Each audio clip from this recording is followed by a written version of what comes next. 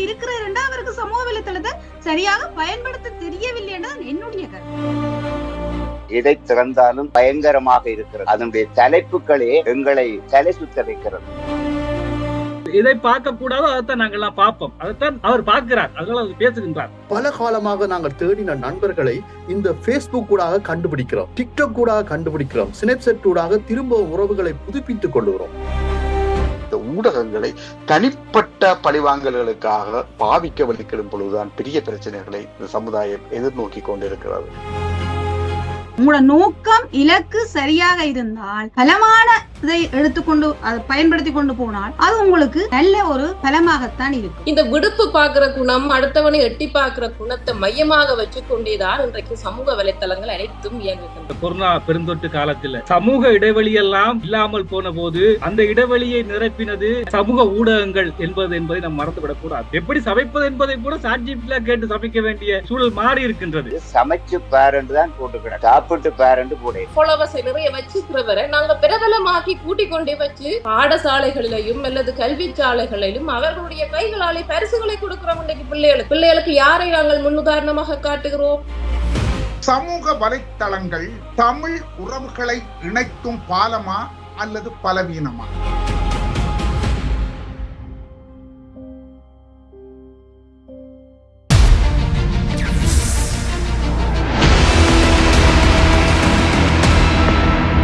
வணக்கம். தமிழ் மிஷன் ஆதரவாளர்களுக்கு முதலில் நன்றியை தெரிவித்துக் கொண்டு தாய் தமிழாம்பியம் மொழியை வாழ்த்தி வணங்கி மொழியை நேசிக்கும் சமூக சிந்தனையோடு நாம் சமூகத்தை நேசிப்பது போல் சில மாறுதல்களால் இன்றைய நிலையில் மாற்றம் இல்லையா? இளையோர் முதியோர் காலத்துக்கு ஏற்றா போல் மாற்றத்தோடு வாழ்ந்திட விரும்புகிறார்கள். நாளுக்கு நாள் நாகரிகம் முந்திக் கொண்டு போகிறது. புதிய மாற்று சிந்தனையான காலமானது இப்போது. பாரம்பரிய வாழ்க்கை முறை மாறுகிறது. எப்படி மாறுகிறது? சமூக வலைத்தளங்கள் சிலரையும் மாற்றுகிறது. தேவை இல்லாததை தேவை என பதிவிடலாமா? தேவையோடு நாம் உள்ளதை பதிவிடுகிறோம் என்கிறார்கள் அவர்கள். உண்மை என தெரிவதாலே பதிவிடுகிறோம். நாம் இனி செய்யாது இருப்பதற்காக பயன்படும் என்று அந்த நோக்கத்தில் பதிவிடுகிறோம். நம்ப முடியாத சில தகவல்களை கொடுப்பது யார்? பொறுப்புள்ள ஊடகங்களா, தனி நபர்களா? அதிலே நன்மை தீமை வரும் என்பது தெரியாதா அவர்களுக்கு? கட்டுப்பாடு வேண்டாமா? ஒருவர் இருவரா பார்க்கிறார்கள்? எவ்வளவோ மக்கள் பார்க்கிறார்கள். நல்லதென நம் சீர்கேடுகளையும் காட்டுவதா? வருத்தமான தகவல்களும் இடையிடையே வருகின்றது. இது மக்களுக்கான உறவு பாலமாக அமையுமா? இல்லையே மக்கள் வாழ்வுக்கு இவை பலவீனமாக போகுமா என்றால் இவை ஒரு கேள்விக்குறியாக இருக்கின்றது.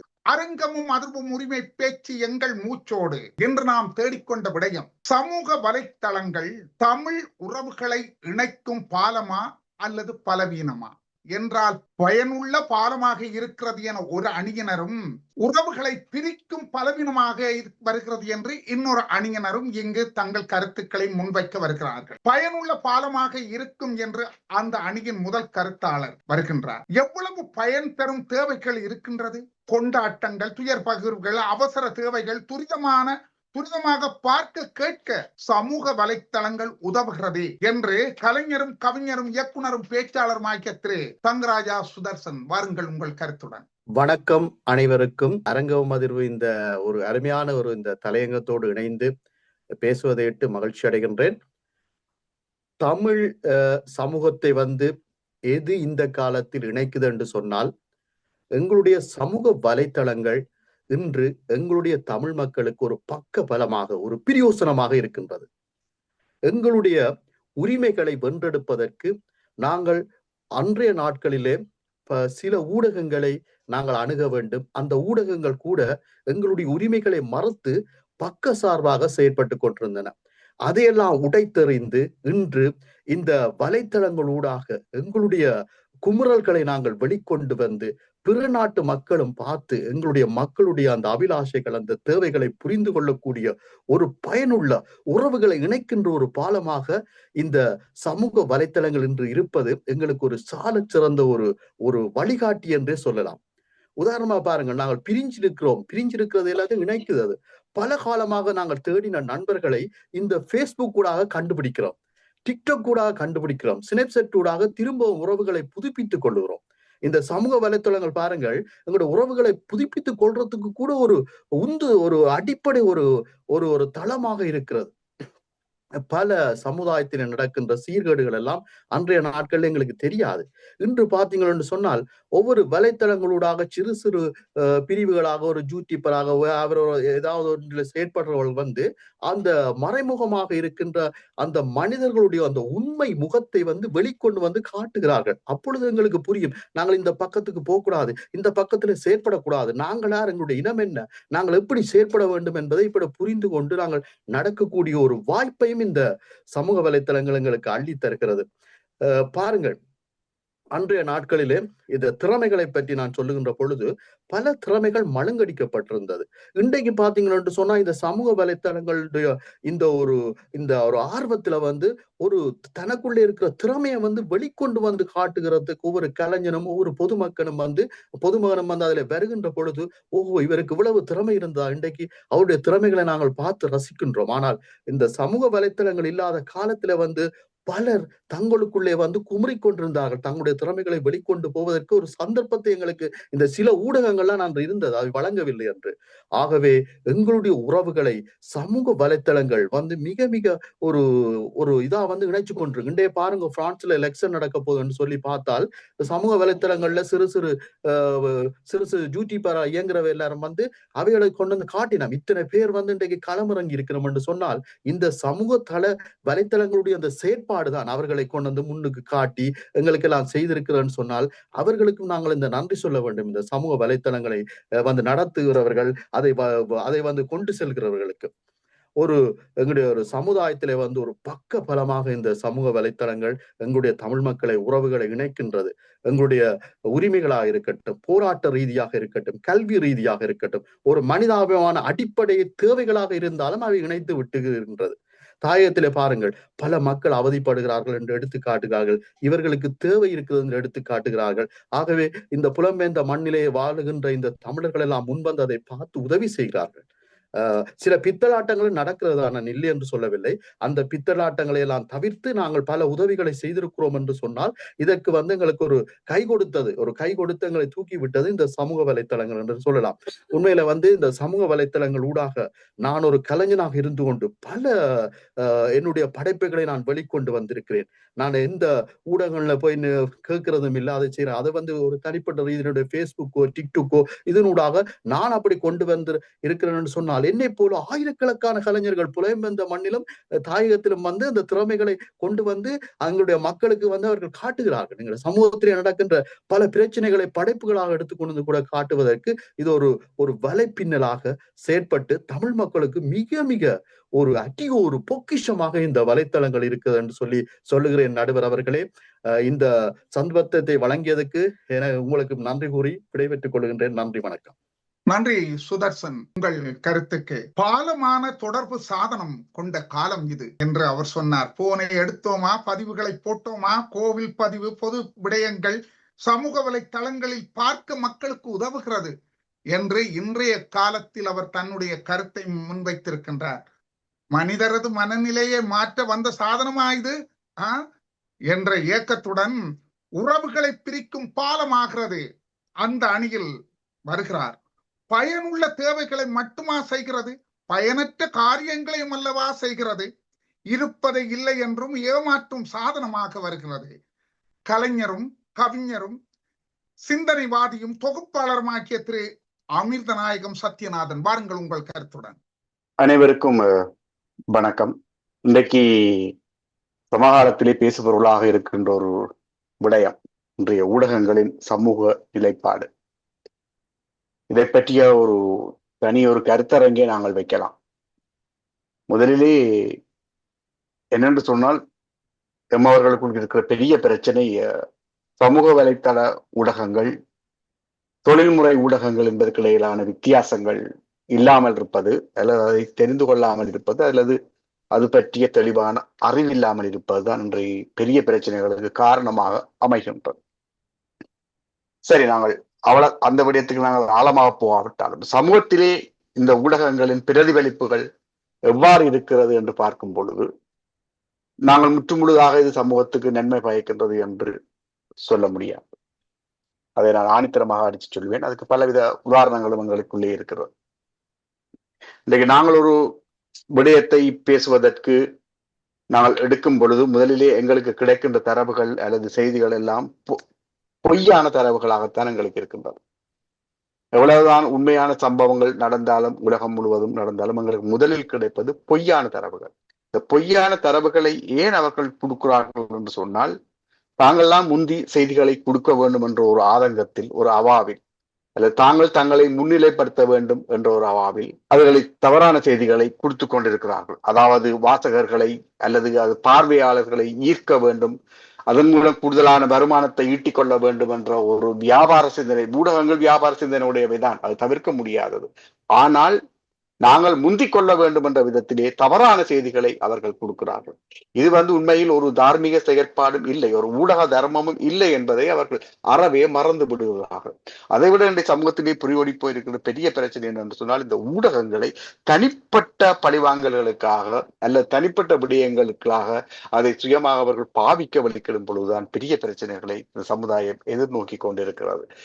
ஊடகம் என்று சொல்லுவது ஒரு பொதுவான விடயங்களை அல்லது சமூகம் சார்ந்த விடயங்களை அல்லது அரசியல் சார்ந்த விடயங்களை தான் எப்பொழுதுமே பேசிக் கொண்டிருக்க வேண்டும். தனிப்பட்ட விடயங்களை நாங்கள் பேசிக் கொண்டிருப்பது அது ஒரு ஊடகம் அல்ல, அது ஒரு விதமான பழிவாங்கலும் அது ஒரு விதமான ஆற்றமையமாகத்தான் எங்களுக்குள்ளே முடிக்கிறது. எனவே அந்த ஒரு விடயத்திலே ஊடகங்கள் இன்னும் சரியான பாதையிலே செயல்படவில்லை என்பதும் உண்மையான விடயமாக இருக்கிறது. மற்றது வியாபார ரீதியாக நாங்கள் ஊடகங்களை பார்க்கும் பொழுது இன்றைக்கு பெரும்பாலான வர்த்தகங்கள் ஊடகங்களுக்கு ஊடாகத்தான் நடைபெற்றுக் கொண்டிருக்கின்றன. அமேசான் போன்றவர்களை நாங்கள் பார்த்தோம் என்று சொன்னால் பெரும்பாலான விடயங்கள் எல்லாம் ஊடகங்களால் வந்து கொண்டிருக்கு. ஆனால் இங்கே இந்த ஊடகங்களால் இருக்கிற பெரிய ஒரு ஏமாற்று வேலை என்னென்று சொன்னால், தரமில்லாத பொருட்களையோ அல்லது தரமில்லாத விடயங்களையோ இந்த ஊடகங்கள் ஊடாக கஷ்டப்படுகின்ற அடித்தட்டு மக்களுக்கு கொண்டு சென்று பெரும் ஒரு ஏமாற்று வியாபாரத்துக்கு இந்த ஊடகங்கள் காரணகர்த்தாக இருக்கின்றது. நான் வெறுமனே இந்த ஊடகங்கள் சமூகத்துக்குள்ளே அவர்கள் இன்னும் அங்க அந்தரங்கங்களை போடுகிறது அல்லது அவரை பற்றி அவதூறாக பேச்சு என்ற விடயத்துக்கு நான் வரவில்லை. என்ற நாளும் பொழுதும் அதுதான் நடந்து கொண்டிருக்கிறது உண்மை.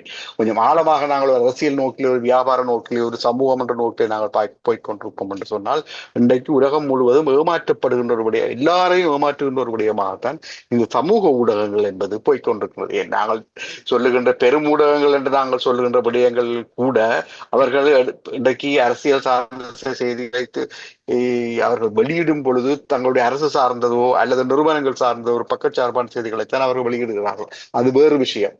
ஆனால் நான் சமூகம் சார்ந்த இந்த ஊடகங்கள் என்ன செய்கின்றன என்று சொன்னால், தங்களுக்கு பிடித்த செய்திகளை அல்லது அறகுறை தகவல்களோடு அல்லது ஏதாவது தாங்கள் சொல்ல வேண்டும் அல்லது ஏதாவது தாங்கள் நாளாந்தம் பேச்சு வழக்கிலே அவர்களுடைய ஊடகங்கள் அடிபட வேண்டும் என்ற ஒரு உப்பிச்சப்பில்லாத காரணத்தை முன்வைத்துக் கொண்டு அவர்கள் செயல்பட்டுக் கொண்டிருக்கிறார்கள். அது மாத்திரமல்ல, ஒரு தனிப்பட்ட குடும்பம், ஒரு சமூகம் என்று நாங்கள் பார்க்கும் பொழுது இந்த ஊடகங்கள் உதாரணமாக ஒரு காலத்திலே நாங்கள் ஒரு கல்யாண வீடு, எங்கள் சமூகத்துக்குள்ளே ஒரு சித்த வீடு அல்லது ஒரு வீடு குடிப்புறது என்று சொல்லும் பொழுது நாங்கள் என்ன செய்வோம் என்று சொன்னால், அதற்கு எங்களுக்கு என்று ஒரு பண்பாட்டு விழுமியம் என்று ஒன்று இருந்தது. ஒரு கல்யாண வீட்டுக்கு நாங்கள் அழைப்பு விடுவது என்று சொன்னால், முதலிலேயே எங்களுக்கு சமூகத்திலே இருக்கிற எங்களுடைய சொந்தங்களுக்குள்ளே இருக்கிற மூத்த உறவுகளுக்குத்தான் நாங்கள் எங்களுடைய அழைப்புகளை கொண்டே விடுவோம். அதற்கென்று ஒரு வரமுறை இருந்தது. எப்படி ஒரு வீட்டிலேயே ஒரு திருமணத்துக்கு நாங்கள் அழைப்பு விடுவது என்பதை சொல்லி நாங்கள் தட்டுகளிலேயே பழங்களை, பூக்களை வைத்துக் கொண்டு அதிலேயே கல்யாண பத்திரிகையை வைத்துக் கொண்டு எங்களுடைய மாமன், மச்சான் என்று சொல்லி முறதலையாகத்தான் நாங்கள் அந்த வீடுகளில் சென்று கூப்பிடுவோம். அப்படி கூப்பிடாத இடத்திலேயே எங்கள் குடும்பங்களுக்குள்ளேயே சண்டைகளும் வந்திருக்கிறது. ஆனால் இப்ப அப்படி இல்லை. இந்த சமூக ஊடகங்கள் ஒரு விசிட்டிங் கார்டை அல்லது ஒரு இன்விடேஷன் கார்டை தயார் செய்து போட்டு அனுப்பி போட்டு விடுகிறார்கள். அதே போலதான் செத்த வீட்டுக்கு அம்மம்மா செத்து போனார், நீ எப்படி இருக்கிற, அழுதியா கொடுறியான்னு கூட பாக்குறதில்லை, 5 லட்சம் ரூபாய் காசு அனுப்பி விடு செத்த வீட்டுக்கு. அதோடு தான் அந்த இதுகள் முடிகிறது. ஆனால் ஒரு செத்த வீடு என்று சொன்னால் நாங்கள் ஊரிலே எப்படி ஒரு உறவுகள் செத்தது என்பது எங்களுக்கு தெரியும். வைத்திய சொல்லுவாரு, ஊருக்கு சொல்லி அனுப்பும் கூடான்னு சொல்லியே எங்களுடைய அந்த சமூகத்துக்குள்ளே, எங்களுடைய சொந்தங்களுக்குள்ளேயே எங்களுக்குள்ளே ஒரு சோகம் ஒன்று இருளாவி கொண்டிருக்கும். ஆனால் இன்றைக்கு அப்படி இல்லை. நாங்கள் தூரத்திலேயே வீடியோவிலேயே அம்மம்மா செத்தது, அப்பப்பா செத்தது, அண்ணன் செத்ததையோ தம்பி செத்ததையோ பார்த்து போட்டு நாங்கள் செத்த விடு அதோட முடிந்து விடுவோம். அப்ப எங்களுக்குள்ளேயான பிணைப்புகள், எங்களுக்குள்ளேயான உறவுகள் அங்கே இருப்பதற்கு வாய்ப்பில்லை. எங்களுடைய வீடுகளிலே எங்கே ஒரு சாப்பாட்டு மேசை இருக்கிறது நீங்க சொல்லுங்கள் பார்க்கலாம். சாப்பாட்டு மேசை எங்கள் வீட்டு வாசலிலே அலங்காரத்துக்குத்தான் இருக்கிறது. ஆனால் ஒரு நாளும் இந்த சாப்பாட்டு மேசையில் நாங்கள் ஒன்றாக இருந்து யாருமே சாப்பிட்டது கிடையாது. ஒரு காலம் அப்படி சாப்பிடுகின்ற பொழுதுதான் அந்த குடும்பங்களில் நாங்கள் பல விடயங்களை பேச போகின்றோம், பல விடயங்களுக்கு தீர்வு காண போகின்றோம். ஆனால் இன்றைக்கு அப்படி இல்லை. ஒவ்வொரு மூலையில இருந்து ஒன்று டெலிபோனை நாங்கள் நோண்டிக் கொண்டிருக்கும் பொழுது அதுலயும் டெக்ஸ்ட் தான் வரும், சாப்பாடு ரெடி சாப்பிடவான்னு தான் வரும். அவர் போய் சாப்பிட்டாரோ சாப்பிடல எங்களுக்கு தெரியாது, மற்றவர் போய் சாப்பிடுவார், அவ்வளவுதான். அந்த உறவு, ஒரு வீட்டுக்குள்ளே இருக்கிற உறவு என்பதே எங்களுக்குள்ளே இல்லாமல் போய்விட்டது. ஆனால் நாங்கள் ஒரு காலம் அப்படி இருக்கவில்லை. ஒரு 2 நாள் என்னுடைய தொலைபேசி வரவில்லை என்று சொன்னால், அல்லது 2 நாள் நான் கதைக்கவில்லை என்று சொன்னால், ஊர்ல இருந்து அப்பா பஸ் பிடிச்சு அரிசி சாமான் சக்கட்டுகளோடு வீட்டுக்குள்ள வந்துருவாங்க. மாமன் வந்துருவான், மச்சான் வந்துருவான், தம்பியில தொடர்பு காணையில தம்பி என்ன செய்கிறான் என்று சொல்லி வீட்டுக்குள்ள வந்தோன்னு போறது குசுனிக்குள்ள போயிருந்தோண்டு அரிசி இருக்குதா, மா இருக்குதா, சீனி இருக்குதா, எப்படி இருக்கிறான் பார்ப்பாங்க. என்னன்னு சொன்னா அங்க உறவு நிலையா இருந்தது. இப்ப அப்படி இல்லை. ஒரு காலவழி முன்ன குட் மார்னிங், பின்னேரம் குட் ஈவினிங் என்று எடுக்கிறது. 2 தாங்கள்லாம் அறிவாளிகள் மாதிரி சம்பந்தம் இல்லாத 10 மெசேஜ்களை அனுப்புறதோடு முடிஞ்சு போயிட்டோம். அந்த உறவுகள் என்பது, ஒரு சொந்த பந்தம் என்பது இல்லாமல் போகிறோம். ஒரு இடங்களாக நாங்கள் வாழ்ந்து கொண்டிருப்பதற்கு இந்த சமூக ஊடகங்கள் காரணகர்த்தாவாக அமைந்து கொண்டிருக்கிறது என்பதுதான் சரியான உண்மை. அல்லது குடும்பத்திலேயே ஒரு சண்டைகளை பிடிப்பதற்கான ஒரு சண்டை நடப்பதென்றாலும் கூட ஒரு வீட்டிலே நாங்கள் எல்லோருமே சேர்ந்து வீட்டில வந்துதான் நாங்கள் ஒரு பிரச்சனையை பேசி தீர்ப்போம். ஆனா இங்க அப்படி இல்லை. தனிப்பட்ட காழ்ப்புணர்ச்சியை நாங்கள் எழுதி தீர்த்து விடுவோம், இல்லை வீடியோக்களாக போட்டு விடுவோம், இல்லை பதிவுகளாக போடுவது. நம்பினாரே ஏமாறாதீர்கள், ஆக்கள் அவனை நம்பாதே இவனை நம்பாதே, வீட்டு நாயை நம்ப, சொந்தக்கார நாயை நம்ப, இதெல்லாம் ஒரு அசிங்கமான பதிவு. என்னுடைய பிரச்சனையை நேரத்திற்கு பேசி தீர்க்க நாங்கள் வக்கில்லாதவர்களாக இருக்கும். எனவே நேரத்தை கருதி இந்த ஊடகங்கள் சமூகத்தை வழிநடத்தவில்லை என்று பலவீனப்படுத்துகிறது என்ற கருத்தை ஆணித்தரமாக சொல்லிக்கொண்டு விடைபெறுகிறேன். நன்றி, வணக்கம். நன்றி சத்யா. தனித்துவமான விடயங்களையும் தவிர்க்க வேண்டிய விடயங்களையும் இலகுவாக பதிவிடுகிறார்கள். மனிதரது மனநிலையை மாற்ற வந்த சாதனமாயுது என்பது போல் அவரது கேள்வி. யாருடன் யார் அன்பாக இருக்கிறார்கள்? இப்போது கையிலே போன், காதலை கொளுக்கி கொண்டு தங்களுக்கு தாங்களே பேசிக் கொள்வதுமாக இருக்கிறார்கள். அப்ப இந்த உறவு முறைகள், உறவுகளை இணைக்கும் பாலம், அந்த அன்பு பாசம் பேச்சில் வழக்கில் ஆக்களை இணைக்க முடியவில்லை. ஏன் இணைக்க முடியவில்லை? எதற்காக இணைக்க முடியவில்லை? முன்பு போல் இப்போது அலைய தேவையில்லை. நேரத்தை கட்டுப்படுத்தி தேவைகளை செய்ய உதவுகிறது. சகலவற்றையும் நாமே செய்கிறோமே சமூக வலைத்தளத்தின் ஊடாக என்று அந்த அணியின் கவிஞரும் தமிழ் ஆசிரியையும் சமூக சேவகியுமாகிய திருமதி யசோதா தர்மலிங்கம், வாருங்கள் உங்கள் கருத்துடன். அனைவருக்கும் வணக்கம். வணக்கம். இறைவனையும் இயற்கையும் வணங்கி பெற்றோருக்கு நன்றி கூறி, வாய்ப்புக்கு நன்றி கூறி உங்களை அனைவரையும் வரவேற்று தலைப்புக்குள் நுழைகின்றேன். எனக்கு தரப்பட்ட தலைப்பு சமூக வலைத்தளங்கள் உறவுகளை இணைக்கும் பாலம். இங்கே எனக்கு முதல் பேசிய கவிஞர் சத்யா அண்ணா கூறியிருந்தார் பல கருத்துக்கள். அதை நான் எதிர்த்து சில கருத்துக்களை கூறிவிட்டு என்னுடைய கருத்துக்கு செல்கின்றேன். ஒரு குறள் ஒன்று இருக்குது, உங்களுக்கு தெரியும் எல்லாருக்கும். உலகத்தோடு ஒட்ட ஒழுகல் பலகற்றும் கல்லாதார் அறிவிலார். நாங்கள் உலகம் போற போக்கிற்கேற்ப எங்களை கொஞ்சம் மாற்றிக்கொண்டு போகத்தான் வேணும். இன்றைக்கு நீங்க சொன்னீங்க அந்த இறப்பு செய்தியை பற்றி சொன்னீங்க. எனது அப்பா இறந்த போது அப்பான்ற உடன்பிறப்புகள் யாரும் வரவில்லை, என்னுடைய அண்ணன் வரவில்லை. நாங்கள் ஒவ்வொரு பிள்ளைகளும் ஒவ்வொரு மாவட்டத்தில இருந்தோம். அது 20 ஆண்டுகளுக்கு முன்பு. அப்ப தந்தி மட்டும்தான் வசதியா இருந்தா, அந்த தந்தி கிடைச்சு அப்பான் உடன்பிறப்புகள் என்னுடைய அண்ணன் வரும் முதல் என்னுடைய அப்பா 3 நாள் 4ஆம் நாள் சொல்லி இன்னும் இல்லை இனி வச்சிருக்க இல்லாத அடக்கம் செய்யணும், அடக்கம் செய்தாச்சு. இன்று வரை என்னுடைய அண்ணனுக்கு அந்த அப்பாவின் உடலை இறந்த பின் பார்க்கவில்லை என்ற கவலை. அப்போது ஒளி பதிவுகள் எடுக்கிற வாய்ப்புகளும் அரிது. என்னோட அண்ணர் வந்தா தான் அந்த ஒழுங்கமைப்புகளை செய்யலாம் என்ற சூழ்நிலை இருந்தது. நாங்கள் ஒரு நடுத்தர குடும்பம். அப்ப இப்படியான வசதி வாய்ப்புகள் இருக்கே இல்லை. நாங்கள் இன்றும் கவலைப்படுகிற ஒரு விடயம், இந்த சமூக வலைத்தளங்கள் இன்று போல் அன்று இருந்திருந்தால் இன்று வரைக்கும் எங்களுக்கு அந்த கவலை இருந்திருக்காது, நீடிக்காது. அந்த கவலை அப்படியே இன்று வரைக்கும் தொடருது. அவருக்கு வயது 60 வயதாக போது இப்ப கதைச்சாலும் அப்பா பற்றி கதைச்சாலும் கவலைப்படுவேன். அடுத்த விடயம் சொன்னீங்க, இந்த உறவுகளை பிரிக்குது, என்று சொல்லி நான் சொல்லுறேன். உறவுகளை வந்து நெருக்கமாக்கி ஒரு 15, 20, 25 ஆண்டுகளுக்கு முன்பு விடுபட்ட உறவுகளை கூடி, எங்களோட அப்பா அம்மாக்கள் தொடர்பு எடுக்க முடியாம விடுபட்ட உறவுகள் கூடி வந்து இணைஞ்சு ஒன்று கூறுற நிலைமையை இந்த சமூக வலைத்தளங்கள் எங்களுக்கு தருது. ஆகவே சமூக வலைத்தளங்களை நாங்கள் பலமாக பயன்படுத்தினால் அது நல்ல முறையில இருக்கும். அடுத்த விடயம், இந்த நேரத்தை பற்றி சொன்னீங்க. நேரத்தை வீணடிக்க இல்லை மக்கள். எப்படி என்று சொன்னா, நீங்கள் பயனுள்ள விடயங்களை பார்த்தால் ஒரே நேரத்துல பல விடயங்களை செய்யலாம். இப்ப நான் ஒரு படிப்பை மேற்கொள்ளணும்னா சமைத்து கொண்டே அந்த படிப்பை படிக்கலாம், வேலைக்கும் போகலாம், பிள்ளைகளையும் பராமரிக்கலாம், வீட்டு அலுவலை எல்லாத்தையும் செய்து கொள்ளலாம். அப்ப நேரத்தை இப்ப எடுத்துக்காட்டா சொல்ல போனால், நாங்கள் ஓஎல் அந்த ஏஎல் படிக்கிற காலத்துல அது வரைக்கும் ஆண்டுக்கு ஒரு முறை இடப்பெயர். அப்ப ஒரு 6-7 பாடசாலைகளை படிச்சிருப்போம். அந்த உயர்தரம் தேர்வு எழுதுற நேரத்துல எல்லாம் வந்து எதை படிக்கிறது, படிச்சு விட்டதுகளை எப்படி எடுக்கிறது, பல நாள் பல மணி நேரங்கள் நூலகத்துலதான் நேரத்தை செலவழிச்சிருப்போம்.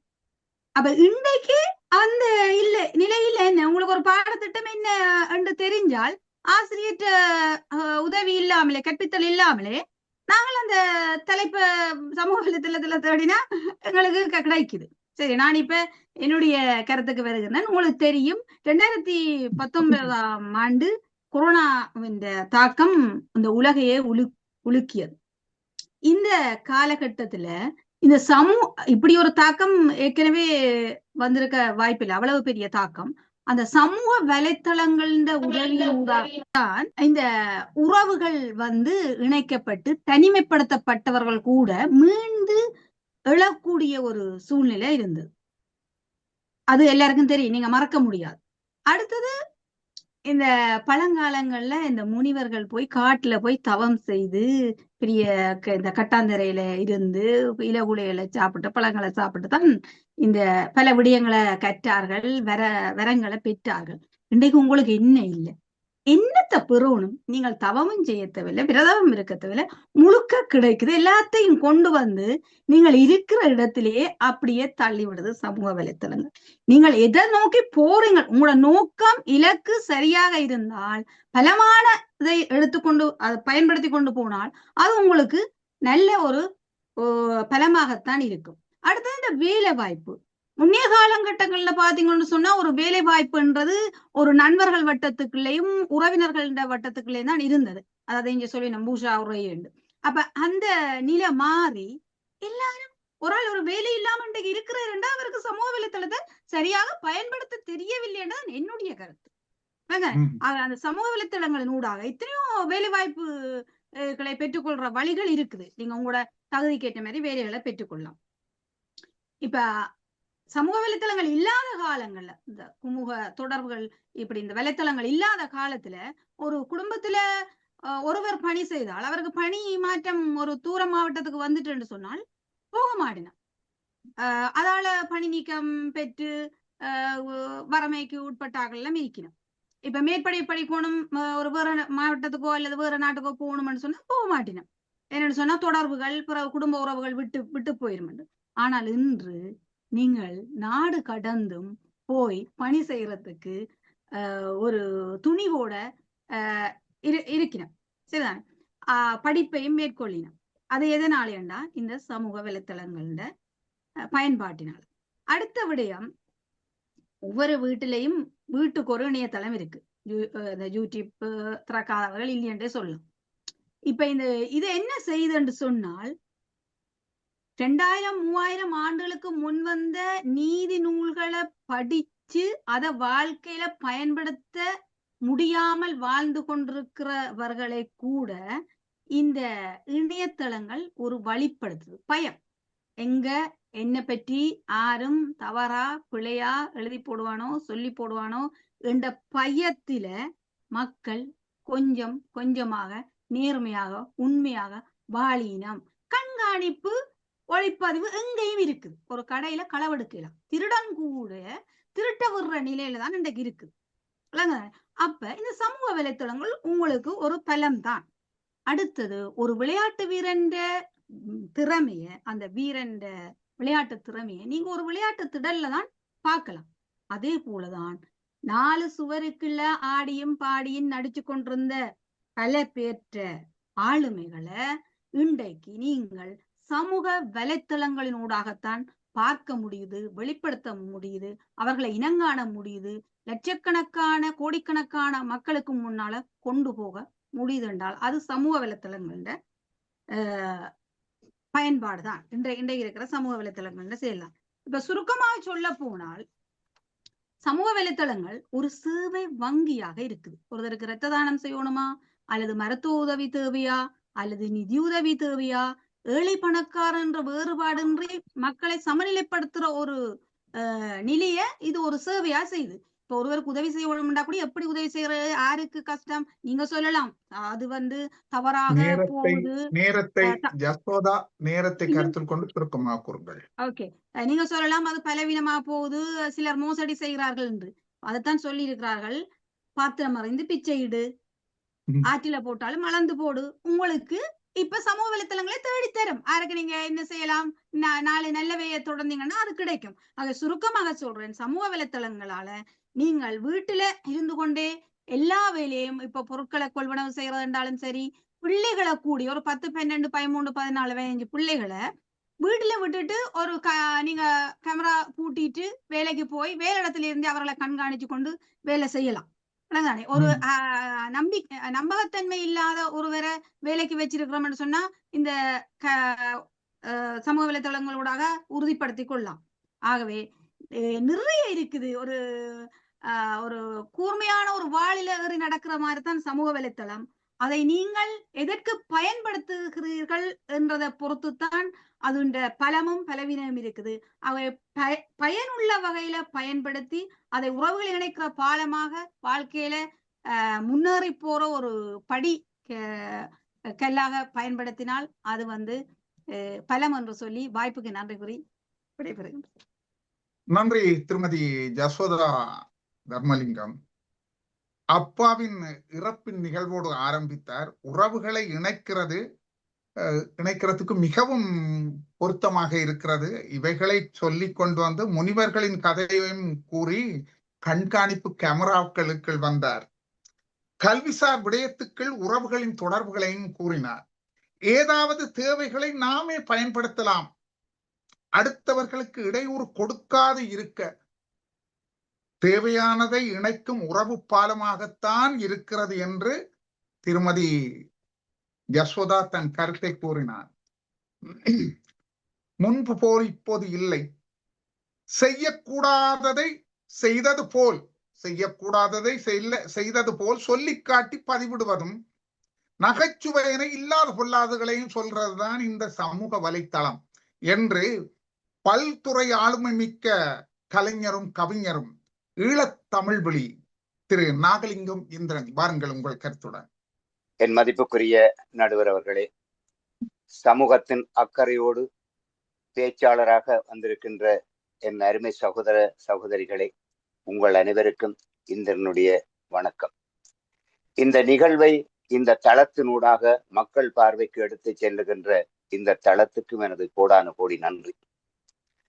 இமயமலையிலிருந்து சிரித்து சிரித்து திருக்குறளோடு பேசிய சகோதரி, பிழைகள் சரியாகி விடாது.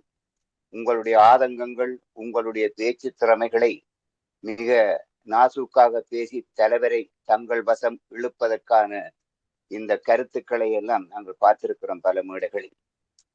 இந்த வலைத்தளங்கள் ஊடாக நீங்கள் பார்த்து கொண்டு வேலையை செய்யலாம் என்றுலாம் சொல்றீங்க, ரொம்ப நன்றி.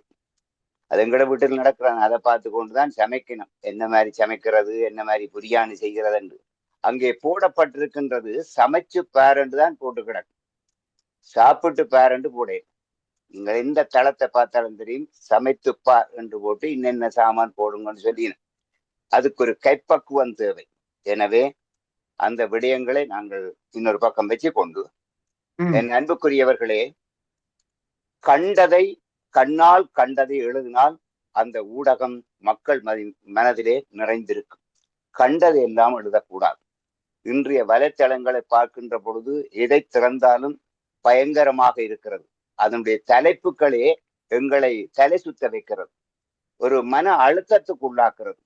எது எடுத்தாலும் இன்னாரோட இன்ன பிரச்சனை என்று சொல்லி இல்லாத பொல்லாதர்கள் எழுதி இந்த யாரும் இந்த இணையதளங்களை பார்க்க கூடாது என்ற அளவிலே மனம் வெறுத்து போச்சு. ஆதங்கங்கள் எல்லாம் ஒவ்வொரு ஊடகத்தின் மீதும் ஒரு வெறுப்பு தன்மை வருகிறது. உண்மை இல்லாத எங்கேயோ ஒரு செய்திகளை எடுத்து போட்டு தங்களுடைய வருமானத்துக்காகவும் தாங்கள் இந்த சமுதாயத்தில் ஏதோ பெரிய வெட்டி புடுங்குறாக்கள் மாதிரியும் முன்னுக்கு வந்து நின்று செய்கிற மாதிரி இருக்கிறது. இது நிச்சயமாக எதிர்காலத்திலே மிகப்பெரிய ஒரு பாரதூரமான விளைவுகளை கொண்டு வரும். இந்த செய்திகளாலும் இந்த போடப்படுகின்ற இந்த தலைப்புகளும் எங்களுக்கு ஒரு மலைப்பாக இருக்கிறது. வெறுத்து போச்சு. கைகளிலே எல்லாருடைய கைகளிலும் இந்த தளங்கள் இருப்பதால் உறவுகளை நாங்கள் நெருக்கமாக்க முடியாம இருக்கிறது. நீங்கள் உங்களை அனைவருக்குமே தெரியும், இந்த வாட்ஸ்அப் வைபர் இந்த தளத்தினூடாக அங்கே மரணம் அடைந்த தாயகத்திலே இங்கே 10 நிமிடத்துக்குள் தெரிய வைக்கிறது. அது பெரிய விடயம் நீங்க சொல்றீர்கள். ஆனால் அங்கிருந்து வருகின்ற அன்றைய கடிதங்களை நாங்கள் எத்தனை முறை தேய பார்த்திருப்போம். பொங்கல் விழா காட்டு, பிறந்த நாள் விழா காட்டு, தீபாவளி காட்டு, விதமான காட்டுகள் வருகின்ற பொழுது அதுல எவ்வளவு அன்பை கொட்டி எழுதி இருப்பார்கள். அந்த அம்மாவுடைய எழுத்து, ஐயாவுடைய எழுத்து, என்ற சகோதரத்தின் எழுத்து இன்றும் கிட்டத்தட்ட 40 வருடத்துக்கு முன்னர் எழுதிய என்னுடைய தந்தையின் கடிதத்தை இப்பொழுதும் எடுத்து பார்க்கிறேன். இந்த தமிழ் செத்து போச்சு. இந்த ஊடகத்திலே வருகின்றவர்கள் பேசுகின்ற வார்த்தைகள் எல்லாம் தமிழை சாகடிச்சு ஏதோ தாங்கள் பெரிய உலகத்திலே இல்லாத ஒரு அறிவாளிகள் என்று வைத்துக்கொண்டு அவர்கள் ஒரு மெக்கும் ஒரு வயரோடும் வந்து இன்னாருடைய பிரச்சனை என்று உள்நுழைந்து சில விஷயங்களை அறியாமல் மேல்வாரியாக அதை அறிந்துவிட்டு தனிப்பட்ட முறையிலே தாக்கங்கள் ஏற்படுத்துறது எங்கள் எல்லோருக்குமே ஒரு மனக்கசப்பான விடயமாக இருக்கிறது. தாயும் பிள்ளையும் போக முடியாம இருக்கிறது, தகப்பனும் பிள்ளையும் போக முடியாம இருக்கிறது. அடுத்த நாள் தளத்திலே வருகிறது, இவர் இப்படியாம் அவர் அப்படியாம் என்று.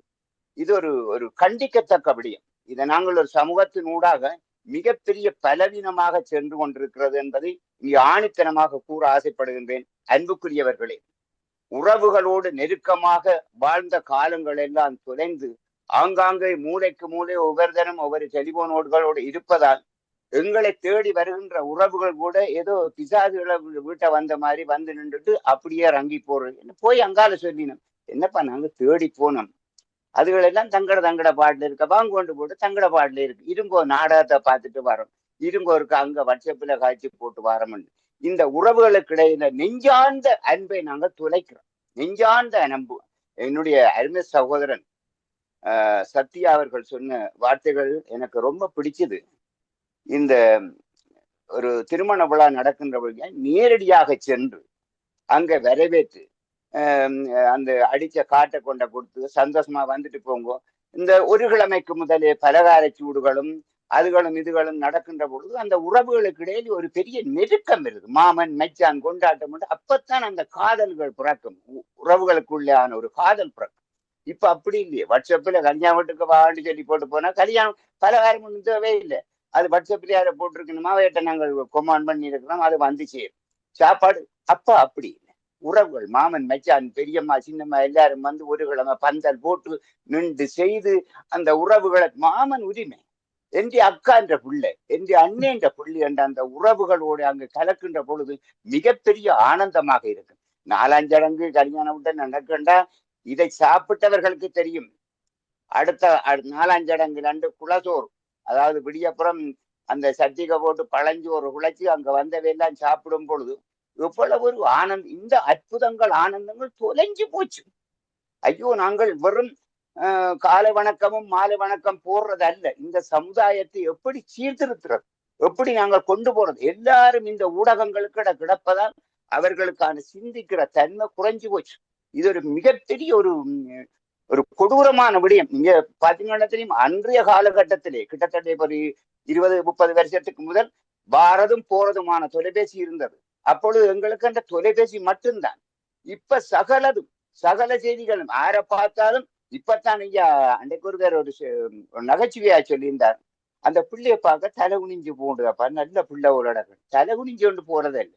கீழே இருந்தோண்டு பிள்ளை டெலிபோனை பார்த்து கொண்டு இருந்தது வாட்ஸ்அப்பில். அப்ப இப்ப என்ன சொல்றோம்னு கேட்டால் எந்த நேரம் அது ஒரு மன அழுத்தம் பிள்ளைகளை நிச்சயமாக ஒரு மிகப்பெரிய ஏமாறப்படுகிறது. இப்ப இணையதளத்தினூடாக ஒரு மாப்பிள்ளைய பார்த்துட்டு ஓ இது வெளிநாட்டு மாப்பிள்ளை என்று இங்க எல்லாம் பேசி வந்து இங்க வந்த அப்புறம் தான் தெரியுது எல்லாம் தனிங்கிட தோணும். அங்க வந்தால் ஊர்ல இருக்கிற புள்ளி வந்து நல்ல வடிவான புள்ளின்னு இங்க வந்து பார்த்தால் அது எல்லாம் மேக்கப்ல வந்து சேர்ந்து எல்லாம் காத்து போட்டு கன விஷயங்கள் போட்டு. தயவு செய்து என் அன்பானவர்களே, ஊடகம் என்பது தர்மத்தோடு நின்றால் அதை நாங்கள் வரவேற்க காத்திருக்கிறோம். ஏனென்றால் அது உண்மையாக இருக்கு. ஆனால் பலவீனமான விடயங்களால் நாங்கள் பலவீனம் அடைந்து போறோம். எங்களுடைய இனம், எங்களுடைய சமுதாயம், எங்களுடைய ஒழுக்கம், எங்களுடைய பண்பாடு எல்லாம் தொலைஞ்சு போகுது ஐயா, தொலைஞ்சு போகுது. ஒரு ஊடகம் என்றால் என்ன? அது நல்ல செய்திகளை நல்ல முறையில் எதிர்கால சந்ததிக்கு ஒரு வழியாக அது வந்து செயற்படுமே. ஆனால் அதை வரவேற்க காத்திருக்கிறோம். சில ஊடகங்கள் பார்த்தீங்கன்னா அவை தங்களுக்குள்ளவே தாங்கள் மட்டும்தான் அங்கே நிற்பினோம், மற்றவே கணக்கெடுக்கிறே இல்லை. அவைக்கு தேவையானாக்கள் எல்லாம் போட்டு எழுதுவினோம். எல்லாம் இந்திய வீரகைஜிரியில வருது, அங்க வருது, இங்க வருது. நான் உங்களுக்கு வழங்கும் நினைக்கிறேன். அதை விட பெரிய தரமான கலைஞர்கள் இருக்கிறார்கள் இங்கு. அவைய எழுத இல்லை. காரணம் என்னன்னு கேட்டா தங்களுக்கு பிடிச்சவை. எங்களுக்கு தெரியும், கிட்டத்தட்ட 10 வயதுல துவங்கின இந்த கலை வாழ்க்கை எங்களுக்கு தெரியும். யார் எப்படி எந்த பக்கம் திரும்பினோம்னு எனக்கு தெரியும் ஓரளவு. ஆனபடியாத்தான் சொல்றேன், இது பலவீனமானது, இந்த சமுதாயத்துக்கு பலவீனமானது என்பதை அடித்து சொல்கின்றேன். நீங்கள் கொடுக்கப்பட்ட இந்த நேரத்துக்குள் எனது கருத்தையும் பதிவாக்கி இருந்தேன். மீண்டும் அந்த இமயமலையிலிருந்து பேசிய சகோதரிக்கும் என்னுடைய வாழ்த்துக்கள். நீங்கள் எப்படித்தான் பேசினாலும் அது பிழைகள் சரியாகி விடாது. இன்றைய சமுதாயத்தினுடைய வலைத்தளங்கள் அத்தனையுமே ஒரு சீர்கேடாக, ஒரு பலவீனமாக, மக்களை பலவீனப்படுத்துவதாகவே இருக்கிறது என்பதை ஆணித்தனமாக கூறிக்கொண்டு விடைபெற்றுக் கொள்கின்றேன். மிக்க நன்றி. நன்றி திரு இந்திரன். கண்ட சமையலை செய்கிறதும் புதுசா பேர்களை வைக்கிறதும் சொல்வதற்கு எதுவும் இல்லாமல் எழுதக்கூடாத விடயங்களை கூட எழுதி கொண்டே இருக்கிறாங்க. வரும் கடிதங்களை பார்க்கல பாசத்தின் உணர்வு எவ்வளவு தெரிகிறது. அந்த காலத்துல உறவு முறை தொடர்கிறது. தொடர்கள் கூட இன்றைய காலங்களில் சில இடையூறுகளை கொடுக்கிறது. கேள்விக்கும் மௌனம் தான் பதிலாக இருக்கிற, தலையாட்டல் மட்டும்தான், வேற ஒன்றும் தெரிகிற இல்லை.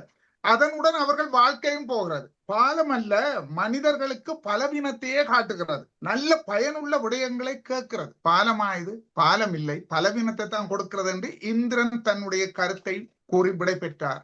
என்ன மனித வளர்ச்சியின் ஊண்டுகோலாக வருகிறது அல்லவா இந்திரன்.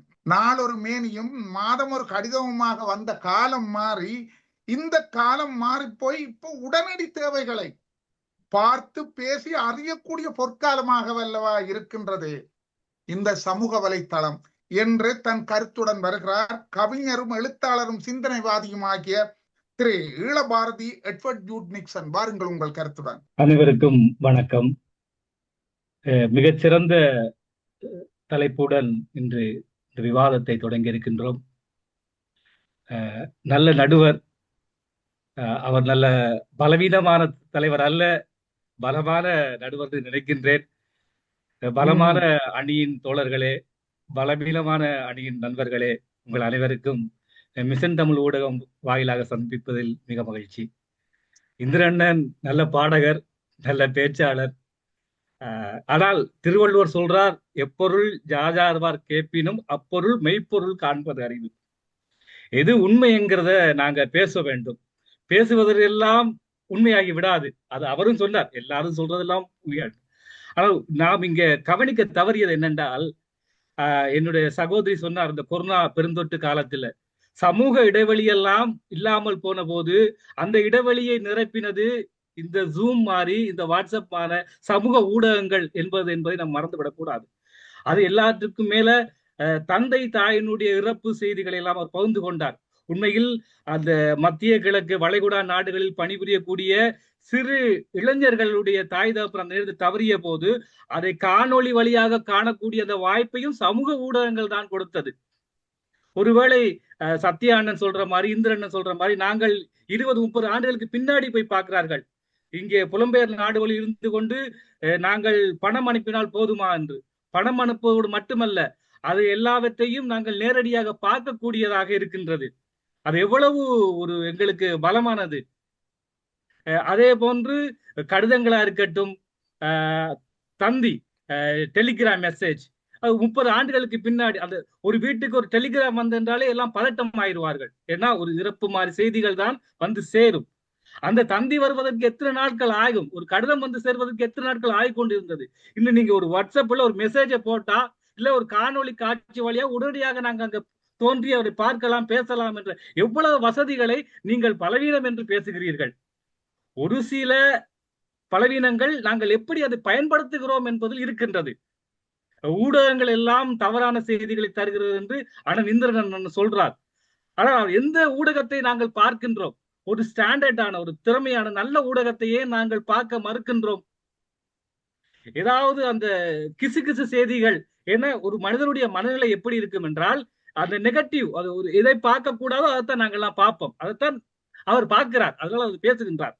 நான் அவற்றை பார்ப்பதில்லை. என்னை போன்று இந்த பலமான அணி வந்து அதை பார்ப்பதில்லை.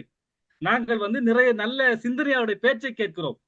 எஸ் ராமகிருஷ்ணன் போன்ற நல்ல எழுத்தாளர்கள் நல்ல சிறந்த செய்திகளை எல்லாம், ஞான சம்பந்தனா இருக்கட்டும், கம்ப பாரதியா இருக்கட்டும், நல்ல செய்திகளை யூடியூப் வழியில் பகிர்ந்து கொள்கிறார்கள்.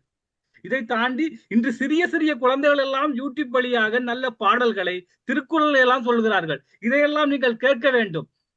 அதை விட்டுவிட்டு இந்த சின்ன சின்ன ஊடகங்கள் தாங்கள் பிரபலமாக வேண்டும் என்று ஏதோ வந்து கொண்டு ஏதோ உளறுகிறார்கள். அவற்றையெல்லாம் நாங்கள் பின்பற்றினால் எங்களுக்கு அது பலவீனமாகத்தான் அமையும். அது மட்டுமில்லை, இந்த கல்வியில் எவ்வளவு பெரிய புரட்சியை இன்று செய்து கொண்டிருக்கிறது. ஏஐ தொழில்நுட்பம் வந்த பிறகு நாம் பழைய காலத்தில் நாம் எல்லோரும் படிக்கின்ற போது ஒரு நமக்கு தெரியாத செய்திகளை போய் ஒரு ஆசிரியரிடம் கேட்டோம், நண்பரிடம் கேட்டு பகிர்ந்து கொண்டோம், தாய் தந்தையிடம் கேட்போம். இப்ப எல்லாம் எது தெரியலையோ உடனே போய் கூகுள்ல கேட்கலாம், சாட் ஜிபிடில கேட்கலாம். இங்க இருக்கிற யாராவது ஒரு ஆள் சாட் ஜிபிடில கேட்கலன்னு நீங்க சொல்லுங்க, மறந்து சொல்லுங்கள் பார்ப்போம். நான் எதையுமே சாட் ஜிபிடில கேட்கறது. இன்னைக்கு எதை எடுத்தால் எப்படி சமைப்பது என்பதை கூட சாட் ஜிபிடில கேட்டு சமைக்க வேண்டிய இன்றைய சூழல் மாறி இருக்கின்றது. எனவே அது மட்டுமல்ல, இந்த என்ன கல்வியோட வளர்ச்சியில என்னுடைய நான் யோசித்து பார்த்தேன். நாம் படிக்கின்ற காலத்துல, நாம் எல்லோரும் படிக்கின்ற காலத்துல ஒரு வரைபடத்துல ஒரு பிரான்ஸையோ ஒரு அமெரிக்காவையோ அந்த மெப்ல தான் போய் பார்த்துக்கிட்டு இருந்தாங்க. இப்ப நீங்க வந்து அந்த கூகுள்ல அடிச்சா அந்த தெரு என்ன, அந்த தெருவு வீடுல அந்த தெருவுல யாரு நிக்கிறாங்க என்பது கூட நாங்கள் பார்க்கக்கூடிய ஒரு வசதி வாய்ப்புகள் வந்து விட்டது. அப்படி நாங்கள் பார்த்து கொண்டிருக்கிறோம், கண்காணித்துக் கொண்டிருக்கிறோம். இந்த காலகட்டத்தில் இதையெல்லாம் பலவீனம் என்று பேசுவது ஒரு சாதகமான பதில் அல்ல. அது மட்டுமல்ல, இது உறவுகளை இணைக்குதா என்றால் உறவுகளை இணைக்குது. எங்கே என்றால், சமீபத்தில் 20 ஆண்டுகளுக்கு மேலாக பிரிந்திருந்த ஒரு உறவுகளை எல்லாம் முகநூல் வாயிலாக, வாட்ஸ்அப் வாயிலாக இணைத்து அவர்களெல்லாம் ஒன்று சேர்ந்து 100 குடும்பங்கள் ஒன்று சேர்ந்த செய்திகள் எல்லாம் நாம் சமூக ஊடகங்களில் பார்க்கின்றோம். அதுபோன்று காணாமல் போன குழந்தைகளை எல்லாத்தையும் தேடி கண்டுபிடிப்பதற்கு இந்த சமூக ஊடகங்கள் எவ்வளவு பயன்படுகிறது, இதனால் எவ்வளவு பேர் பயன்பட்டு இருக்கிறார்கள். இன்னுமே நாங்க என்ன அந்த பேப்பர்ல அடிச்சு ஒட்டிக்கிட்டு இருக்கிறோம், இவர் காணவில்லை என்று. அவரை எப்ப கண்டுபிடிச்சு நாங்க கொடுக்கிறது? அதெல்லாம் இது செய்திகளாக நாங்கள் பகிர்ந்து கொள்ள முடியாது. எனவே இந்த உறவுகளை இணைக்கக்கூடிய இந்த சமூக ஊடகங்கள் இன்று நிறைய வாய்ப்புகளை தந்திருக்கின்றது. நண்பர் தர்சன் பகிர்ந்து கொண்டது போல, ஒரு திரையுலகத்தில் பின்னணியில் இருக்கக்கூடியவர்கள் தான் திரையுலகத்தில் வரக்கூடிய வாய்ப்புகள் எல்லாம் இருந்தது. அவங்க அப்பா நடிச்சா மகன் நடிப்பார். இப்ப அப்படி இல்லை. எங்கிட்ட திறமை இருந்தா நாங்க ஒரு இணையதளம் வாயிலாக எங்களுடைய திறமைகளை வெளிக்காட்டும் போது எங்களுக்கு நிறைய வாய்ப்புகள் கிடைக்கின்றது. எங்களுக்கு ஒரு கவிதைகளை சொல்ல வேண்டுமா, இல்லை ஒரு திரைப்படத்தை இயக்க வேண்டுமா, எல்லா செய்திகளையுமே நாங்கள் வந்து எங்களுடைய சுய ஊடகங்களில் கொண்டு வந்து பெரிய அளவில் எங்களுடைய அந்த திறமைகளை காட்டக்கூடிய வசதி வாய்ப்புகள் ஏற்பட்டு இருக்கின்றது. அது மட்டும் இல்ல, இன்று வந்து இது சமூக ஊடகங்கள் எப்படி என்றால், இன்று என்னுடைய நண்பர் ஒருத்தர் ஒரு இன்ஸ்டாகிராம் ஒரு செய்தியை பகிர்ந்திருக்கிறார். அவருடைய பிறந்த நாளில் அந்த ஆதரவற்ற குழந்தைகளோடு போய் உணவு பரிமாறிக்கொண்டிருக்கிறார். இதுல 2 விஷயம் பார்க்கலாம். ஒன்று, தன்னை ஒரு சமூகவாதியாக காட்டிக்கொள்ள விரும்புகிறார், அப்படி எடுத்துக்கொண்டாலும் எடுத்துக்கொள்ளலாம். அதை தாண்டி அந்த ஆதரவற்ற குழந்தைகளுக்கு உணவளிக்கிறாரே, அந்த மனநிலைக்கு சமூக ஊடகம் கொடுத்திருக்குத்தானே. அப்ப இதையெல்லாம் எங்களுக்கு இணைக்கின்ற பாலமாக இருக்கின்ற நான் நினைக்கின்றேன் என்று ஒரு கருத்தையும் சொல்லி நிறைவு செய்ய விரும்புகின்றேன். ஒரு தாயை இழந்த ஒரு மகள் 20-30 ஆண்டுகள் கழித்து தனது அம்மாவை சென்று அடைந்த ஒரு நிகழ்ச்சி சம்பவத்தையும் நான் சமூக ஊடகத்தில் பார்த்தேன். அப்ப அது எப்படி சாத்தியப்பட்டிருக்கும் என்றால், ஒரு காணவில்லை என்கிற செய்தியவோ இல்லை இவர் மகள் தொலைந்து விட்டாலும் அந்த செய்தியை பகிர்ந்து அது அவங்களுக்கு போய் சேர்ந்து இருக்கின்ற தகவல். அப்ப இது உறவை இணைத்திருக்கிறதா இல்லையா? அந்த உறவுகளை எல்லாம் இது இணைக்கின்ற பாலமாகத்தான் இருக்கின்றது. எனவே நடுவர் அவர்கள் நல்ல தீர்ப்பை எங்களுக்கு வழங்க வேண்டும் என்று சொல்லி, இந்த சமூக ஊடகங்கள் இந்த உறவுகளை இணைக்கும் பலமாக இருக்கின்ற என்று சொல்லி கூறி விடை கூறி நன்றி பெறுகிறேன். நன்றி, வணக்கம். நன்றி திரு ஈழபாரதி எட்வர்ட் பியூட் நிக்சன். நிக்சன் குறிப்பிட்டிருந்தார் உறவுகளை இந்த பணம் அனுப்புவது, பணம் அனுப்பின உடனேயே அதே நிமிடத்துக்கு அதே செகண்டில் பார்த்து கேட்டு கிடைத்ததா என்ற தகவலையும் அறியக்கூடியதாக சமூக வலைத்தளம் கொடுத்திருக்கிறது. நிறைவானதை கேட்க முடிகிறது. பிரிந்த உறவுகளை காணக்கூடியதாக இருக்கிற, நீண்ட காலம் பிரிந்த உறவுகளையும் தேடக்கூடியதாக இருந்தது. மனித வளர்ச்சியும் ஊண்டுகோலாக வருகிறது, அதில் சந்தேகமே இல்லை என்றிருக்கிறார். சாதனம் செய்கிறது, செலவை மிச்சப்படுத்துகிறது, உறவுகளை சீக்கிரமாக இணைத்து மகிழ்ச்சியை கொடுக்கிறது, மனித வாழ்வை இணைத்து தரும் உறவு பாலமாக இருக்கிறது என்று அவர் தன் கருத்தை கூறி முடித்திருக்கின்றார். மகிழ்ச்சியை மட்டுமா, உறவுகளையும் அல்லவா கெடுக்கிறது? வரலாற்று தேடல்களை தேடுவதாக சொல்லி பயனற்ற தேவைகளை திணிப்பதற்காக இவை பயன்படுகிறது. தேவைகளை தேவையோடு செய்ய வேண்டியது சமூக வலைத்தளம். அப்படியான விடயங்களை செய்கிறார்களா என்று நுண்கலை மானியும் சமூக சிந்தனையாளரும் பேச்சாளருமாகிய திருமதி நிஷாந்தி திவாகர் அந்த அணியின் நிறைவு பேச்சாளராக வருகிறார். வாருங்கள் உங்கள் கருத்துடன். எல்லாருக்கும் எனது வணக்கம். இன்றைய தலைப்பு என்னவென்றால், சமூக ஊடகங்கள் தமிழ் உறவுகளாகிய எங்களுக்கு பலமாக இருக்குதா அல்லது எங்களை பலவீனப்படுத்துகிறதா என்றது. இப்ப நாங்கள் பலவீனம் என்று கதைக்க முதல், இந்த சமூக வலைத்தளங்கள் ஒரு நன்மைக்காக உருவாக்கப்பட்டிருக்கிறதா அல்லது அது யாரால் உருவாக்கப்பட்டிருக்கிறது, ஏன் உருவாக்கப்பட்டிருக்கிறது என்றது எங்களுக்கு தெரிய வரும். இந்த சட்டங்களை நாங்கள் வைத்திருக்கிறோம் ஏனென்று சொன்னால் நாங்கள் எங்களுக்குள்ள வரைமுறைகளை வைத்துக் கொள்றதுக்காக. ஆனால் அதையும் மீறி சட்டங்கள் இல்லைன்னா நாம் எல்லோருமே களவு செய்வோம், திருடு செய்வோம், பொய் பேசுவோம், அல்லது எல்லா குற்றங்களையும் செய்வோம். மனிதர்களுக்குள்ள ஒரு குணம், எனக்குள்ள பிரச்சனையை பார்க்காம அடுத்தவன் பிரச்சனையை எட்டி பார்க்கிறது அல்லது விடுப்பு பார்க்கிறது. இந்த விடுப்பு பார்க்கிற குணம், அடுத்தவனை எட்டி பார்க்கிற குணத்தை மையமாக வச்சு கொண்டேதான் இன்றைக்கு சமூக வலைத்தளங்கள் அனைத்தும் இயங்குகின்றது. சமூக வலைத்தளங்களை உருவாக்கிய கார்ப்பரேட் கம்பெனிகளுக்கு என்ன தேவை என்றால், மனிதர்கள் எல்லோரும் முழு நேரமும் தம்முடைய சாதனங்களை பயன்படுத்தி கொண்டே இருக்க வேணும். அப்ப அதற்காக அவர்கள் எதையும் விட்டு விடுவார். அப்ப எப்படி பயன்படுத்த வேணும், எப்படி பயன்படுத்த கூடாது என்றதை நாங்கள் கற்க வேணும் என்று சொன்னால் அதற்கும் சமூக வலைத்தளங்களைத்தான் நாங்கள் இன்றைக்கு நாட வேண்டி இருக்கிறது. தமிழ் சமூகம் நாங்கள் எங்களுடைய இனம் சார்ந்தோ, மொழி சார்ந்தோ, எங்களுடைய சமூகம் சார்ந்தோ நாங்கள் சிந்திக்கிறோம் என்று சொன்னால், சிந்திக்கிறதுக்கு அந்த சமூக வலைத்தளங்களை நாங்கள் எப்படி பயன்படுத்துறோம் என்றது முதல் முக்கியம். உண்மையிலே நாங்கள் பலவீனப்பட்டவர்களாகத்தான் இருக்கிறோம். அதனால் தான் பலவீனமானவற்றை பதிவு செய்கிறோம், பலவீனமானவற்றை நாங்கள் தெரிவு செய்கிறோம்.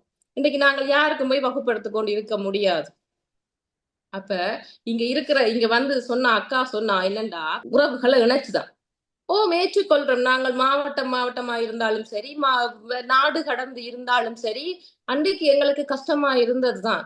ஆனா அக்கா சொல்றது சரியாக இருந்தாலும் இன்றைக்கு நாங்கள் அதிக அளவு அட்வான்டேஜ் எடுத்துக்கொள்றோம்னு நினைக்கிறேன். எப்படி என்று சொன்னா, ஓகே, ஒரு கல்யாணம் நடக்குது அல்லது ஒரு செத்த வீடு நடக்குது, அப்பாவை காண முடியவில்லை, ஆனா நாங்க நெடுக காலை எழுந்த உடனே அப்பாவை போன்ல பாக்குறோம். இன்றைக்கு முந்தி நாங்கள் காணாமல் இருந்தோம், அப்பாண்ட ஒரு கடிதத்துக்காக தவம் இருந்தோம். இன்னைக்கு நெடுக பாக்குறதால அந்த அன்போ அல்லது அந்த பரிமாற்றமோ தேஞ்சு போயிட்டுதோன்னுதான் தோணுது. ஏன்னு சொன்னால், நெடுக பார்த்த அப்பா நாளைக்கு செத்துட்டார், ஓகே எனக்கு தெரியும் நீ இன்றைக்கு அப்பா இழுத்து கொண்டு நடக்கிறார், இல்ல அப்பா இண்டையோட இருக்க மாட்டார், அவருக்கு உடல்நிலை ரொம்ப மோசமாயிட்டு எனக்கு தெரியும். ஓகே, நான் என்ன தயார்படுத்திட்டேன். அதாலேயே அந்த அன்பு விட்டு போன மாதிரி அதை நான் ஒரு மிக சாதாரணமாக கடந்து போகிற நிலைமையை நாங்கள் இந்த சமூக வலைத்தளங்கள் பயன்பாட்டால அதிகமா அட்வான்டேஜா எடுத்துக்கொள்றோம். இன்னும் ஒன்று சொல்லிச்சுன்னா, இங்க உறவுகளை இணைக்கிறது, உணவுகளை இணைக்கிறது எப்படி இணைக்குதுன்னு பார்த்தா, அவர் டிவியில வந்துச்சு, சொல்வதெல்லாம் உண்மை அப்படியே. அந்த சொல்வதெல்லாம் உண்மை வந்துச்சு. முதல்ல ஒரு தொலைக்காட்சி நிகழ்ச்சி எல்லாரும் விழுந்து பார்த்தாங்க. இன்றைக்கு சமூக வலைத்தளம் எல்லாம் இவன் வீட்டுல என்னென்னலாம் உண்மை என்று படுக்கை அறையில இருந்து கழிவறை வரைக்கும் வந்து கொண்டிருக்கு. வியாபார ஊடகங்களாக எங்களை நாங்கள் அங்க நிறுத்திக் கொள்கிறோம் என்று சொன்னால் அதை உரிய முறையில நிறுத்திக் கொள்ள வேண்டும். ஒருத்தி கேக் ஐசிங் போட்டு கொண்டிருக்கிறா, அவ கேக் ஐசிங் ஆர்டர் செய்யறா. இப்ப என்ன 24 மணி நேரம் ஆன்லைன்லயே இருக்கிறா. ஆன்லைன்ல இருந்து கொண்டு கண்டது கெட்டது போனது வந்தது எல்லாத்தையும் கதைச்சு கொண்டு இருக்கிறா வேலைட்டு. இதுவா ஆன்லைன்ல நீங்க வியாபாரம் செய்யற அழகு? ஒரு பெண் வந்து குந்தினாலே அங்கே வந்து போல வைக்கிறார்கள். அவர்களுடைய நேர விரயம் போகிறது, அவர்களுக்கு மன அழுத்தம் கூடுகிறது. அது வேற இல்லாமல் லைக்ஸையும் ஷேரையும் அல்லது பார்வையாளர்களையும் வைத்துக்கொண்டு அந்த ஒரு வலைத்தள பயன்பாளரா இருக்கிறவர் தன்னை ஒரு பிரபலமாக எண்ணிக்கொள்றேன். அது பத்தாதண்டு பிரபலமாக ஒரு பார்வையாளர்கள் நிறைய பார்வையாளர்களை அல்லது ஒரு ஃபாலோவர்ஸை நிறைய வச்சுக்கிறவரை நாங்க பிரபலமாக்கி கூட்டிக் கொண்டே வச்சு பாடசாலைகளிலையும் அல்லது கல்வி சாலைகளிலும் அவர்களுடைய கைகளாலே பரிசுகளை கொடுக்கிறோம். இன்றைக்கு பிள்ளைகளுக்கு யாரை நாங்கள் முன்னுதாரணமாக காட்டுகிறோம்? சமூக வலைத்தளத்துல இது வந்து ரொட்டி, இது வந்து அல்கஹால் என்று சாப்பிட்டுட்டு வீடியோ போட்டு நிறைய ஃபாலோவர்ஸ் எடுத்த ஒருவரை கொண்டு வைத்து நாங்கள் பரிசு கொடுக்கும் போது பிள்ளைக்கு முன்னுதாரணம் ஆறு. எவ்வளவோ கற்ற மனிதர்கள் நம்மளிடம் இருக்கிறார்கள். அவர்களை தேடி வந்து அவர்களை அழைத்து வந்து அவர்களிடமிருந்து நல்ல கருத்துக்களை மக்களுக்கு பிள்ளைகளுக்கு சொல்ல வச்சு அவர்கள் கையால் பரிசளித்தால் அதுக்கு மரியாதை உண்டு. நம்மளுடைய பயன்பாடு நம்மை பலவீனமாக்குகிறது. அப்ப மக்களாகிய நாங்கள் நல்ல விஷயங்களை தேடி எடுக்கிறோமோ என்று கேட்டா இல்ல, இது எங்களை பலவீனமாக்குற விஷயங்களைத்தான் நாங்கள் தேடிக்கொண்டிருக்கிறோம். பலவீனமான விஷயங்கள் தான் எங்களை ஆர்வப்படுத்துகின்றது. அது உலக நியதி அல்லது மனிதனுடைய அமைப்பும் அப்படித்தான், இந்த பிரபஞ்ச அமைப்பும் அப்படித்தான். எப்பவும் எதிர்மறைதான் எங்களை கவர்ந்து கொள்ளும். மற்றது இதுலயோ இருக்கிற நேர விரயம் இருக்குதே, தங்களுடைய படிப்புகளையும் தங்களுடைய நேரத்தையும் அதிலே குட்டி கொண்டிருக்கிறார்கள். பக்கத்துல யார் இருக்கிறோம்னு தெரியாது, வீட்டுல யார் இருக்கிறோம்னு தெரியாது. அதால வர ஸ்ட்ரெஸ் என்றால் அவைக்கு மனநல பாதிப்பு என்றால் ரொம்பவே அதிகமாக இருக்கிறது. ஒரு போஸ்டர் போட்டுட்டு அதுக்கு லைக் வரலையா இத்தனை பேருக்கு மனநலமா இருக்கு, மனநலம் குறைவா இருக்குன்றது நீங்க பழகி பார்த்தால் தெரியும். வீடுகள்ல தனித்தனியாகி போனார்கள் பிள்ளைகள். மற்றது இன்னும் சொல்ல போனா ஒரு விஷயத்த நாங்கள் ஒருவர்கிட்ட நாங்கள் எனக்கு சொல்லப்பட்ட ஒரு விஷயத்தை அடுத்தவர்கிட்ட சொன்னாலே அடுத்தவர் அது வேற விதமா தான் சொல்லுவேன். அதை போலதான் இன்னைக்கு சமூக வலைத்தளத்துல ஒரு செய்தியை ஒருத்தர் அறிந்தால் ஒருவர் போடுற போஸ்ட் ஒன்றா இருக்கும், ஒருத்தர் இன்னொருத்தர் அதை எடுத்து போடுற தலைப்பு இன்னொன்றாக இருக்கும். அது பண்பாட்டு பரிமாற்றம் முதல் அத்தனைகளாக இருக்கட்டும் எல்லாமே எங்க ஒரு சின்ன காணொளிகளுக்குள்ள அடங்கி போகுது. இன்னைக்கு நாங்கள் கல்வி சார்ந்து நிறைய தகவல்களை பெறுகிறோம் என்று அக்கா திருக்குறளை அடிச்சு விட்டு சொன்னா உண்மைதான். ஆனா எந்த அளவுக்கு அதுல ஆழம் இருக்குன்னு பார்க்க வேண்டும். இன்றைக்கு ஒருத்தர் வந்து தமிழை கற்பிக்கிறார், இட்டுன்னா எழுத்தை இரென்று உச்சரிக்கிறார். இருக்கு அடுத்து இட்டு வந்தால் அதை இட்டு என்று வாசிக்கவும் என்று சொல்லி அவர் போஸ்ட் போட்டு போயிட்டார். ஆனா அந்த வியூஸை பார்த்தா, அதனுடைய பார்வையாளர்களை பார்த்தா மில்லியன் வியூஸ் போயிருக்கிறது. அப்ப தமிழை நாங்கள் எப்படி கேட்கிறோம்? ஒரு நிமிட காணொளிக்குள் அவர் தன்னுள் எப்படி விளங்கி வைத்தாரோ அதை சொல்லிவிட்டு போறார். அதை நாங்கள் பார்வையாளர்களாக பார்த்து கற்றுக்கொண்டிருக்கிறோம். அதனுடைய இலக்கணம் என்ன, அதற்கு பின்னால் இருக்கின்ற முறைமை என்ன, எதுவுமே நாங்கள் பின்னோக்கி பார்ப்பதில்லை. சர்ச்சையிட்ட தகவல் கேட்கிறோம். பெண்களாக இருக்கிறவர்கள் வலைத்தள பயன்பாட்டில் இருக்க வேண்டும் என்று சொன்னால் அந்த சைபர் புல்லிங்ல இருந்து நாங்கள் எங்களை பாதுகாக்க முடியவில்லை. அது பெண்களாக இருந்தால் உங்களுக்கு தெரியும். மேலும் சொன்னால் பொருளாதார மோசடிகள் இன்றைக்கு ஆன்லைன்ல பணம் வருதுன்றதாக நாங்கள் எங்களுடைய தகவல்களை அங்கே கொடுத்து வைக்கின்றோம். எங்களுடைய பேங்க் முதல் கொண்டு எங்களை ஹேக் பண்ணி எங்களுடைய தகவல்கள் எல்லாத்தையும் எடுத்து பணம் எல்லாம் பிடுங்கிக் கொள்றாங்க. இப்ப வலைத்தள மோகத்தால விடியெலும்பி ஒரு வீலோக்கரா இருக்கணும், ஒரு வலைத்தள பயன்பாடா இருக்கணும், முதல்ல நான் பணம் சம்பாதிக்கணும் என்றா வீட்டுல இருந்து என்னடா உடுப்பு துவைக்கிறதுல இருந்து சாப்பிடுறதுல இருந்து படுக்கிறதுல இருந்து விடிய அங்க போனா நெஞ்ச போனேன், குழந்தைய குளிப்பாட்டினேன், குழந்தைக்கு பம்பஸ் மாத்தினேன், அப்பப்பப்பப்பா எத்தனை எல்லாம் செய்கிறார்கள். இது எல்லாம் எங்களுக்கு தேவையானதா? இதெல்லாம் எங்கள் சமுதாயத்தை தலமாக்குகிறதா? இது எங்களை பலவீனமாக்குகிறது. இரண்டால் நாங்கள் வலைத்தொழிக்காக அந்த காணொலிக்காகவே எங்களோட வாழ்க்கையை அர்ப்பணிச்சு கொண்டு இயங்கிக் கொண்டிருக்கின்றோம். ஒரு சட்டத்துறையில் தான் ஒரு சட்டவியலாளர் இருக்கிற ஒருவர், வயது 59, அவர் வந்து பரதநாட்டியம் ஆடுகிறார். பரதநாட்டியத்தின் முறைமைகளும் போய்விட்டது, பரதக்கலைகளின் பக்தியும் போய்விட்டது, அனைத்தும் போய்விட்டது. என்னால் எல்லாம் முடியும் என்று செய்கிறார், ஏதோ ஆடுகிறார். இதுவா பரதக்கலை? இதை நாங்கள் ஆஹா ஓஹோ திறமை, இது 59 வயதில் உங்களால் பரதம் ஆட முடிகின்றது என்று பின்னால் கொடுக்கின்ற லைக்காலையும் ஷேராலையும் எங்களுடைய கலைகளை நாங்கள் நாசமாக்கி கொண்டிருக்கின்றோம். அதே போல ஒரு நடராஜர், ஒரு கொட்டகை, அந்த பாக்குல இந்த பாக்குல அந்த துறையில நின்று 2 ஸ்டெப்ஸுக்கு நாங்கள் போடுற ரீல்ஸ் ஆள். இவர் ஒரு நடன கலைஞர் என்று சொல்லி நாங்கள் குவிந்து போய் அங்க பிள்ளைகளை அனுப்புகின்றோம். அங்க சேர்ந்து பிள்ளைகளோட சேர்ந்து ஆசிரியரும் ரீல் தான் போட்டுக் கொண்டிருக்கிறார்.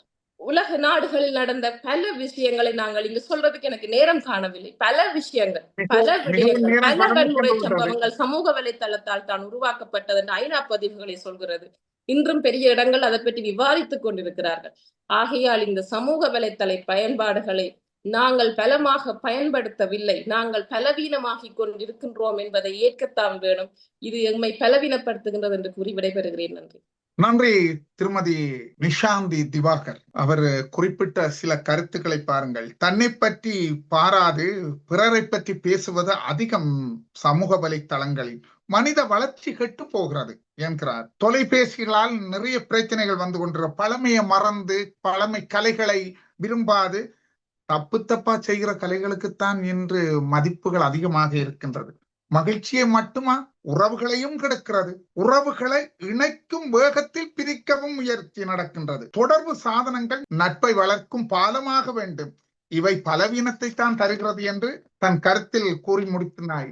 ஆனால் இங்கு நிறைவு கருத்தோடு நாம் வர வேண்டும். கல்வி கற்கும் மாணவர்களுக்கு தேவையானது சமூக நிலைகளை அறிந்து கொள்ள உதவுகிறது சமூக ஊடகம். பொது வழி வேலைகளை பார்க்க கேட்க பயனானது, செய்ய வேண்டிய வேலைகளை இலகுவாக்குகிறது. அரசல் புரசலாக கோபதாபங்களை பதிவிட்டு சில குடும்ப நிம்மதிகளையும் கெடுக்கின்றது. இது சரியா என்றால் அங்கு தவறுதான். அதனால் குடும்பங்களில் பிரிவினைகளாக தொலை தொடர்பால் வாழ்வில் நிம்மதியும் இல்லாமல் போகின்றது. தேவையோடு பார்த்தால் நிறைவு தரும். தேவைகள் இன்றி பேசுவதை பதிவிடுவது தவறாகும். சமூக வலைத்தளம் வாழ்வை வளப்படுத்துகிறது. சில நேரங்களில் சிலர் வாழ்வை சீரழித்தும் விடுகிறது. செய்யாத விடயங்களை சொன்னதாக சொல்லி நம்ப வைக்கிறார்கள். நம்பிக்கை துரோகத்தால் பிரிவுகளும் பல ஏற்படுகின்றது. உதவுவதாக சொல்லி குடும்ப வாழ்வை கெடுக்கின்றார்கள். ஆடம்பர எண்ணம் குடும்ப வாழ்வுக்கு கெடுதலாகும். இந்த சமூக வலைத்தளத்தின் வந்ததன் பிற்பாடு சில தொலை தொடர்பு குடும்ப வாழ்வை பிரிக்கின்றது. வாழ்க்கை முறை ஆபத்தில் போய் முடிகிறது. சமூக வலைத்தளம் குடும்ப வாழ்வுக்கு தேவையா என்றால் கெடுதலின்றி பயன்பாட்டுக்கு தேவையானது. பயனற்ற முறையானால் வாழ்வு மாறிப்போகும். பயனோடு பார்த்தால் உறவுகளுக்கு பாலமாகும். அவரவர் நிலைப்பாட்டை பொறுத்தே சமூக வலைத்தளம் நிறைவை கொடுக்கும். இன்றைய அரங்கமும் அதிர்வும் உரிமை பேச்சு எங்கள் மூச்சோடு. இன்று சமூக வலைத்தளங்கள் தமிழ் உறவுகளை இணைக்கும் பாலமா அல்லது பலவீனமா என்று இங்கு கருத்துக்களை கூற வந்தார்கள். பாலமே என்ற அணியில் திரு தங்கராஜா சுதர்சன் அவர்களும், திருமதி யசோதா தர்மலிங்கம் அவர்களும், திரு ஈழபாரதி ஜூட் நிக்சன் அவர்களும், பலவீனமானது என்ற அந்த அணியில் திரு அமிர்தநாயகம் சத்யநாதன், திரு நாகலிங்கம் இந்திரன், திருமதி நிஷாந்தி திவாகர், தமிழ் மிஷன் ஊடக குழுமத்தோடு நடுநிலையோடு உங்களில் ஒருவனாக சின்னராஜா கணேஷ். நன்றி. மற்றும் ஒரு அரங்கோ மதுரை ஊடாக சந்திப்போம். நன்றி, வணக்கம்.